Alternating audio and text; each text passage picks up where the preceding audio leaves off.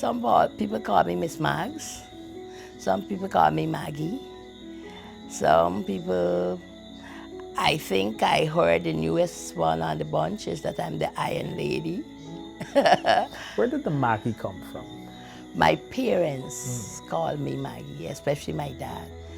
That's Margaret Maloney, a mother and businesswoman who holds herself out as a highly private person. Born as Margaret Gittins, a name she kept until her marriage, Miss Maggs, or the Iron Lady as she is sometimes called, is the vanguard behind Maggies, a food outlet that started in the 90s and has now become a trusted partner in nourishment for thousands of Guyanese. So when we were thinking of a name for the business, we were thinking, and I said, I don't know what we will call it. And then my husband said to me, he says, you know what? It was Jerry's, and that has a ring. Why don't you use Maggie's? And Maggie's was born. But while the business is now a household name, mystery still surrounds the people behind it all. I wouldn't say I got lucky. I wouldn't say that. And for 32 years, God has blessed me beyond measure. He has blessed me beyond measure. When I started Maggie's, my whole thought about it, I say it to myself and I will say it always, my children must never want the way I wanted. It's a job, it's hard, it's not easy work. Anybody who truly love it have to realize that you would have to give of yourself. Now at age 70, and as she reflects, Miss Maggs rests it all on the inheritance from her family of culinary minds, but growing up with her paternal grandmother would be the blessing that would take her through the rest of her life. Being the eldest of 12, I had to jump in the kitchen very early. During that period, Miss Maggs developed a love for the oven, giving much attention to baking. By 13 years old and being the eldest of 12 children, she found herself distracted from school, having been forced into helping her mother support the family when her father left. Later, as a young adult and married to Alan, Margaret got a job at the front desk of the Tower Hotel, but before that she worked at a watch repair store on Robb Street. These employment routes took Miss Maggs back to what she now refers to as her calling. She believes Maggie started when she was asked to take black pudding to her daughter Cindy's school, the lone daughter who would become her pillar of support in the family-run business. People now start asking me to do, whether it was pastries, whether it was this, and I started doing little of it. But was this for sale? No, I would help out friends, like you come, you know, I'm doing this, could you think? And I said, well, bring your stuff. I remember I had a friend, she's passed now, Winnie Binns, and wherever St. Philip's had the cake sale, she would come and get all the stuff for me. And I churning out cake after cake for her, you know. And this was just for the love of it, you know. And then one day, there was a lady that I helped by giving her stuff, and I found out that she used to go and sell it. And somebody come back to me and said to me, why are you doing this? You could do it for yourself. You're home now, why don't you do it for yourself? And I would bring you customers. And that was it, because it took off. Margaret was preparing these delicacies for sale from the kitchen of her 5th Street Alberton apartment, where she simultaneously made her family meals before rushing off to her front desk job. And she had big clients too. But the time had come for this woman, growing in talent, prominence, and notability, to move beyond the boundaries of her kitchen.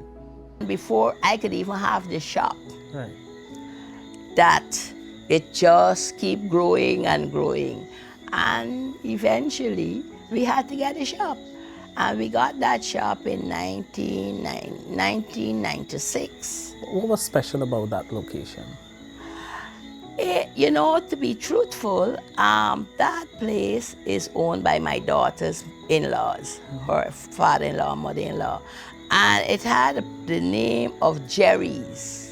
So it was already It was already snackette? a snackette. Right. And I started off by just doing basically like snacks. like with sandwich, pastries, and fruit juice, and the other drinks and so on. I never taught food. And within 1 week, there was the barbershop next door. And the guy said to me, Auntie Maggie, why don't you cook? Because we have to go and get food elsewhere. I says, okay. And I started off, I think it was like about 20 meals. And that after 1 week, that wasn't Enough. And it took off. Quality and standard always meant something to Miss Maggs, who also has a love for traveling. It is that consistency that has propelled the business more than 30 years after it started. The business grew and Miss Maggs was now surrounded by not just workers, but an army of students.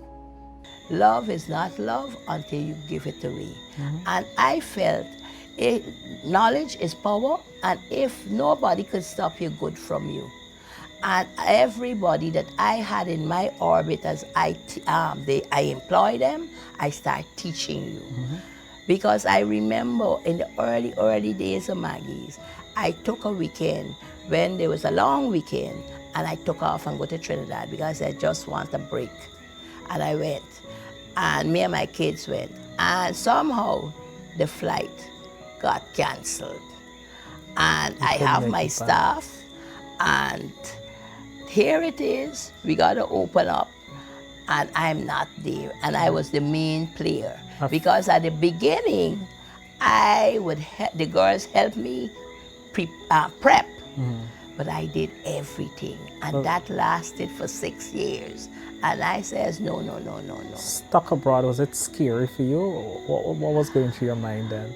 Then, well, the good thing about it, the girls was people like me. They all came from Carnegie and things like that. It's not like green girls.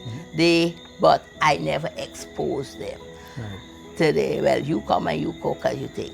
And that day, my husband was here, and they said, look, you know what? It's how many of them? We're going to get together, and we might not do it exactly like her, but we're going to pull it off. One was on leave, but when she was going to Dr. Bacchus, and she discovered that we were not open, and she wondered why. And she found out why it was. And she went down to the kitchen, and they all got in, man. And before, I was proud of them because they pulled it off. And from that day, I said, this wouldn't happen again. We will now start training. I am glad to see, although I stepped back, that my daughter and her husband, Pearson, that they try to maintain that same quality. Because that is the thing that brought people to us. And if it brought people to us, we want to keep them. And if we want to keep them, we have to maintain our standards.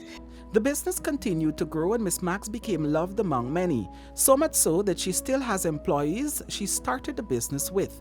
According to her, she found gold.